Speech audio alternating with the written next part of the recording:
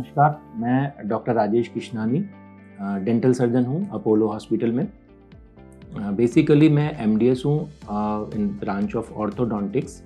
Orthodontics ऐसी branch है जहाँ हम दांतों के टेढ़ेपन और जो टेढ़े मेढ़े बाहर दांत होते हैं उनको ब्रेसेस लगा के सीधा करते हैं। जैसा कि पिछले वीडियो में मैंने आपको दांतों से रिलेटेड दांतों की इम्पोर्टेंस और दांतों से रिलेटेड मेजर प्रॉब्लम्स जो कि कैविटी और मसूड़ों की बीमारियां और तरह तरह की अलग टाइप के प्रॉब्लम्स रहती हैं उसके बारे में मैंने आपको पूरी जानकारी दी थी।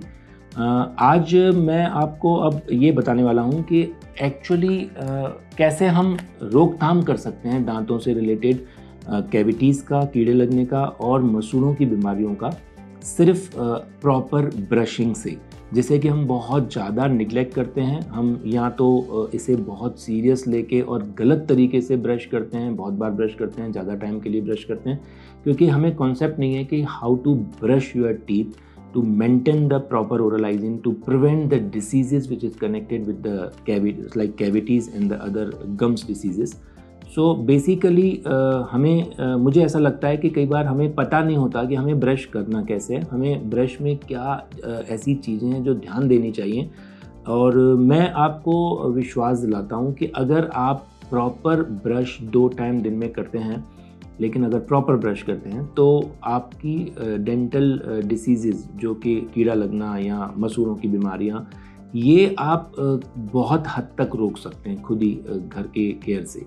बहुत हद तक 70-80% आप ये डिसीज़ेज़ रोक सकते हैं। और दूसरा, अगर आप एवरी ईयर एटलीस्ट बिना किसी कंप्लेन के, बिना किसी प्रॉब्लम के, अगर 1 साल में 1 बार किसी डेंटल सर्जन को, अपने डेंटल सर्जन को दिखाते हैं और उससे चेकअप करवाते हैं, तो यकीन मानिए कि आपके दांतों में जो तकलीफ़ें हैं वो 70-80% आप रोक सकते हैं, प्रिवेंट कर सकते हैं एक अच्छी और तरीके की ब्रशिंग से। मैं आपको अभी सिखाऊंगा कि ब्रश कैसे किया जाता है। कंप्लीट ब्रश करने के लिए सिर्फ 3-4 चीज़ों का मेरे अकॉर्डिंग आपको ख्याल रखना है। नंबर 1, आपका ब्रश की क्वालिटी। ब्रश के ब्रिसल्स जो हैं वो सॉफ्ट या सुपर सॉफ्ट होने चाहिए, मीडियम हार्ड कुछ नहीं। सॉफ्ट से सुपर सॉफ्ट ब्रश आप यूज़ करिए। उसका रीज़न है कि इसके अगर आप सॉफ्ट ब्रश यूज़ करते हैं तो आपके मसूड़े और दांतों पे डैमेज नहीं होगा लॉन्ग टर्म में।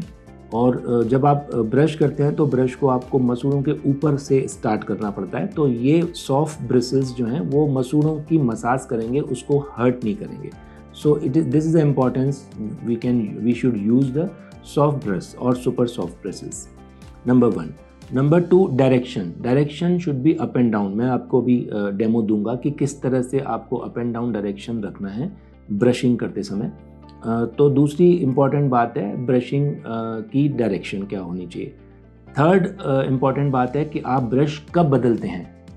ब्रश को बदलने का टाइम एटलीस्ट 3 मंथ्स के बाद होना चाहिए, 3 से 4 महीने। अगर ब्रश आपका 4-5-6 महीने चलता है तो भी गलत है, और अगर आपका ब्रश 1 महीने में टेढ़ा हो रहा है तो भी आप ज़्यादा ताकत लगा रहे हैं। तो आप इतना ताकत लगाएं कि आपका ब्रश 3 महीने, कम से कम 3 to 4 मंथ्स चले, और उसके बीच आप उसको बदल दें।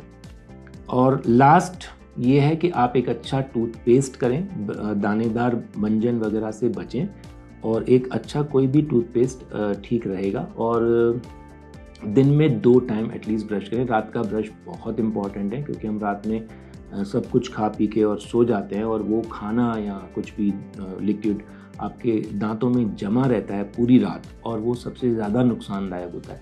तो रात की ब्रशिंग हमेशा इम्पॉर्टेंट रहती है टू प्रिवेंट द डिसीजेस और to prevent the dental problems. Brushing में सबसे पहले ध्यान रखना है कि सारे दांत आपको कवर करने हैं। ये ब्रश जो है वो 45 डिग्री पे रख के आपको मसूड़ों के ऊपर रखना है, मसूड़ों पे टच करते हुए, और ऊपर वाले दांतों में अपसाइड डाउन, मतलब ऊपर वाले दांतों में ऊपर से नीचे यूनिडायरेक्शनल, एक ही डायरेक्शन में आप प्रेस करिए। इस तरह से आप प्रॉपर ब्रश भी करेंगे, प्रॉपर क्लीन भी होगा, और साथ में ये जो मसूड़े हैं वो हमेशा स्वस्थ रहेंगे और उनकी मसाज होती रहेगी।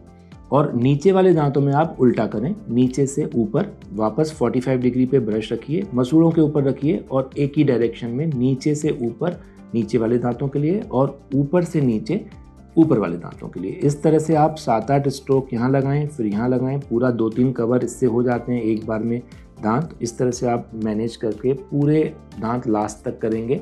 हमेशा अप एंड डाउन डायरेक्शन ही रखेंगे। आपका इतना मुंह खुल जाता है, अंदर भी वही डायरेक्शन रखना है, ऊपर में ऊपर से नीचे और नीचे में नीचे से ऊपर हमेशा। और जब आगे आप आ जाते हैं तो आपका ब्रश थोड़ा सा डिफ़िकल्ट हो जाता है करना, तो आप अपसाइड डाउन कर लीजिए ब्रश को और डायरेक्शन हमेशा वही रखिए, नीचे में नीचे से ऊपर, ऊपर में ऊपर से नीचे। डायरेक्शन हमेशा सेम रहेगा और ब्रश आप अपसाइड डाउन कर लेंगे तो आसानी से आपका आगे के दांत कवर हो जाएंगे। तो आगे आपने पूरा ये कवर कर लिया, पीछे के दांत कवर कर लिए। खाने वाली सरफेस पर आपको आगे पीछे इस तरह से घुमा के पूरा ब्रश करना है और लास्ट में टंग को साफ करना है ब्रश की हेल्प से ही। और इस तरह से पूरी कंप्लीट ब्रशिंग में आपको शुरू में थोड़ा सा टाइम लगेगा, धीरे धीरे आपको आदत में पड़ जाएगा और 2-2.5 मिनट में सारी ब्रशिंग हो जाएगी। तो एक नरम ब्रश, दूसरा डायरेक्शन, तीसरा ब्रश क्वालिटी जब ख़राब हो जाए वो 3 से 4 महीने में बदलना है, इतना ताकत लगाना है। और चौथा कोई अच्छा पेस्ट, और टंग भी साफ़ करें लास्ट में, और 1 साल में एक बार डेंटिस्ट को दिखाएं। इतना अगर आपने कर लिया तो आपका काम पूरा हो जाता है to prevent the dental health. Even बच्चों पे भी इसी तरह से ध्यान दें। शुरू में जो बच्चों को आप ब्रशिंग करते हैं वो मदर वगैरह को हेल्प करनी चाहिए। धीरे धीरे बच्चा अपने आप डेवलप कर लेता है एक अच्छी टेक्निक और एक सही टेक्निक, और उसके बाद वो प्रॉपरली मेंटेन करता है और इससे उसकी थ्रू आउट आदत जो है वो थ्रू आउट लाइफ रहती है। और एक अच्छी आदत हमेशा उसके दांतों और उसकी डेंटल हेल्थ के लिए हमेशा बेहतर साबित होगी। Thank you.